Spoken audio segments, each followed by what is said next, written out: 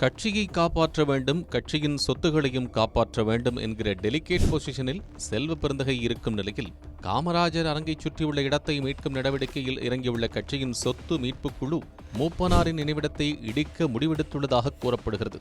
இந்த விவகாரத்தில் என்ன முடிவெடுக்கப் போகிறார் செல்வ பெருந்தகை? விரிவாக பார்க்கலாம்.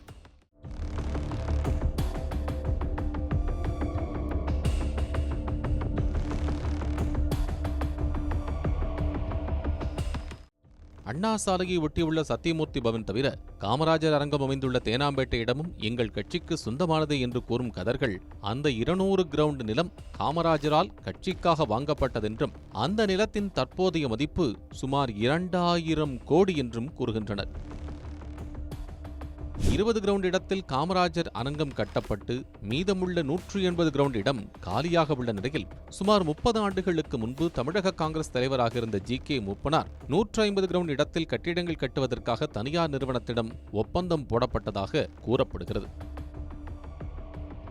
ஆனால் கட்டிடம் கட்டுவதற்கு அரசிடமிருந்து முறையான அனுமதி கிடைக்கவில்லை என்பதோடு அதே நேரம் காங்கிரஸ் அறக்கட்டளையின் சார்பில் எந்த பணிகளும் மேற்கொள்ளப்படவில்லையாம். இதனால் இந்த இடம் பயன்படுத்தப்படாமல் காலியாகவே இருந்து வரும் நிலையில் குறிப்பிட்ட தனியார் நிறுவனம் அந்த நிலத்தை கையகப்படுத்த வாய்ப்புள்ளதாக காங்கிரசார் மத்தியில் அச்சம் எழுந்திருக்கிறது. இதையடுத்து தமிழ்நாடு காங்கிரஸ் சார்பில் கட்சிக்கு சொந்தமான இடங்களை பாதுகாக்க நடவடிக்கை மேற்கொள்ளப்பட்டது. இதன்படி பல ஆண்டுகள் பயன்படுத்தாமல் இருந்த காமராஜர் அரங்க மைதானத்தை பயன்படுத்த திட்டமிடப்பட்டு அங்கு மே 4ஆம் தேதி பிரம்மாண்ட பொதுக்கூட்டமும் நடந்தது. பொதுக்கூட்டத்துக்கு முன்னதாக தமிழக காங்கிரசின் சொத்து பாதுகாப்பு குழுவின் ஆலோசனைக் கூட்டம் காமராஜர் அரங்கத்தில் நடைபெற்றது.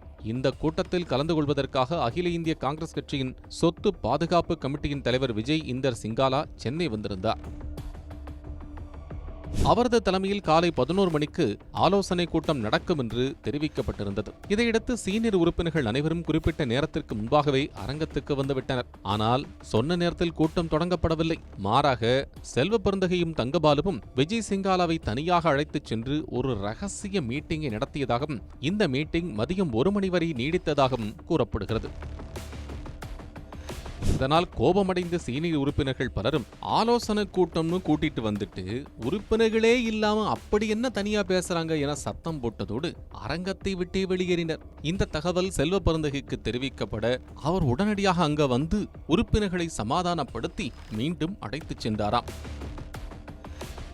இதையடுத்து மதியம் 2 மணிக்கு ஆலோசனை கூட்டம் நடைபெற்ற நிலையில் அந்த கூட்டத்தில் பேசிய விஜய் சிங்காலா, தமிழகம் முழுவதும் காங்கிரசுக்கு ஏராளமான சொத்துகள் இருக்கின்றன.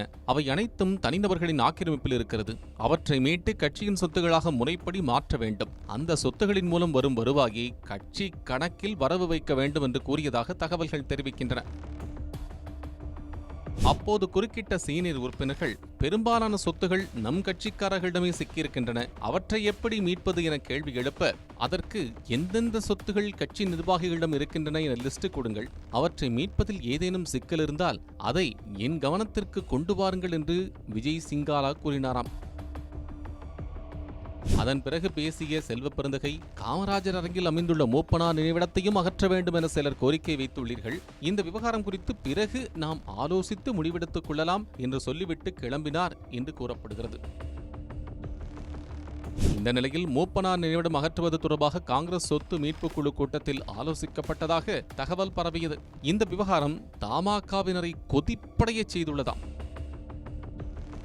ஏனென்றால் ஆண்டுதோறும் மூப்பனார் நினைவு நாளில் இந்த இடத்திற்கு பல தலைவர்கள் வருகை தந்து அஞ்சலி செலுத்துவது வழக்கம். அது மட்டுமின்றி ஜி.கே. வாசன் தலைமையில் நலத்திட்ட உதவிகளும் இந்த இடத்தில் நினைவு நாளில் வழங்கப்பட்டு வருகிறது. காங்கிரஸ் சொத்து மீட்பு குழு நடவடிக்கைக்கு நீதிமன்றத்தை நாடுவதற்கும் தமாக தரப்பு தற்போது முடிவு செய்துள்ளதாக தகவல்கள் தெரிவிக்கின்றன.